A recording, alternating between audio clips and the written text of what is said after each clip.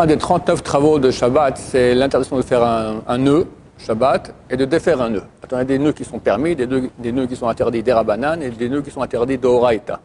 Pour être interdit d'Oraita, il faut qu'il y ait deux conditions. Un, que ce soit un nœud spécial, que le commun des mortels n'a pas l'habitude de faire.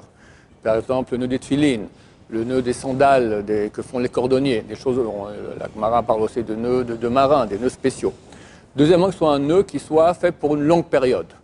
Longue période, c'est pas clair, il y a plusieurs avis. On va dire que on peut compter sur l'avis qui dit que si c'est plus d'une semaine, ça devient une longue période. Il y en a qui disent que c'est plus de 24 heures, ça devient aussi une longue période. On peut compter sur le premier avis. C'est bien d'être marmire comme le deuxième avis qui dit que plus de 24 heures, ça devient déjà un nœud, chez Kayama, un nœud de longue période. S'il y a les deux conditions, c'est interdit de Horaïta. S'il y a un des deux, c'est interdit de Rabbanan. S'il n'y a aucun des deux, c'est permis. Par exemple, le nœud qu'on fait sur les chaussures, c'est pas un nœud spécial, chacun sait le faire, il a appris à l'âge de 4-5 ans à faire un nœud aux chaussures. De plus, on enlève le nœud avant d'aller dormir normalement, donc il y a moins de 24 heures, donc c'est pas un nœud spécial, donc c'est permis.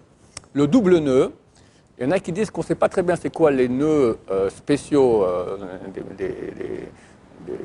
que les gens ne savent pas faire. Alors, il y a un doute dans la halakha, c'est un double nœud. Un nœud sur un nœud, si c'est considéré comme un nœud spécial ou pas. Pour ça qu'il faut faire attention, ne pas faire de double nœud. Si c'est fait par erreur, j'ai fait mon nœud sur les chaussures et par erreur j'ai fait un double nœud, alors je peux l'enlever, il n'y a pas de problème. Mais le faire, a priori, on ne le fait pas.